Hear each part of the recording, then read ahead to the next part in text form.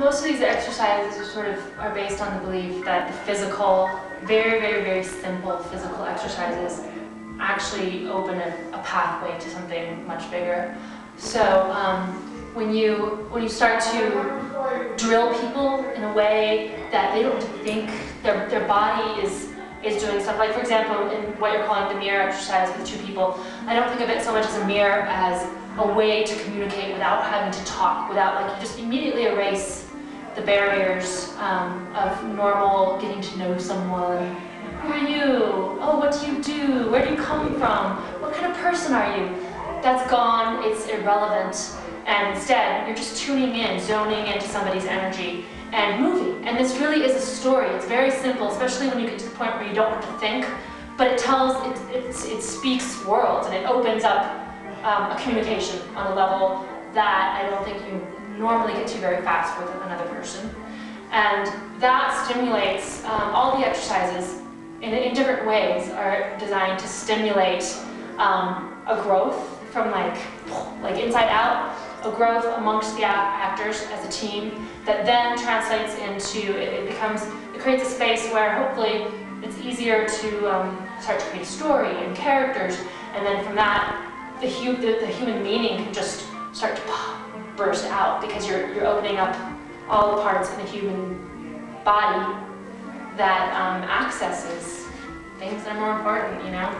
Things like, why are we alive? What is a human being at its essence? What emotions do we keep, buried in, deep inside the shoulder that I hold my tension in? What's really in that shoulder if I let it go and start to move it? There's all kinds of things that come out that are completely unexpected, and it's a roundabout way of getting to them. Sometimes these first couple months of rehearsal almost seem not very productive, or sort of lost, vague, like ethereal, bizarre, but I've found that it's the most important time to laying the foundation for what is to come. And it's exciting and sometimes frustrating, and I think we all go through a period of feeling completely lost and disillusioned and inspired and excited and anticipating. And I think we're right now on that brink of finding the story. It helps the creative process if the space is already kind of created. I think right now it's more about the environment in general than the physical space. That there's an openness, that it's a conducive environment,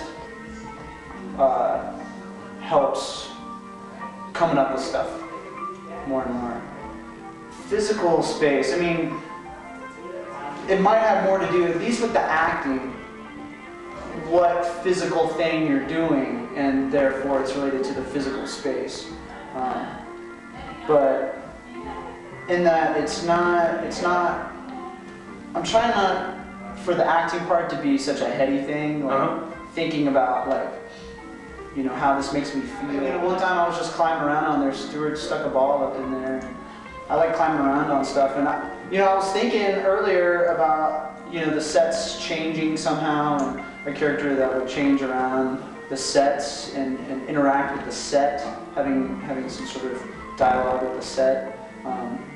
That coupled with having climbed up there one time, then Teresa came with the idea of someone that climbs up the set and then kind of doesn't come down.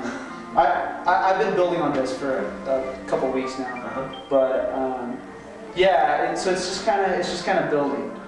And a good idea, which happened to have something to do with the physical environment, kind of started going.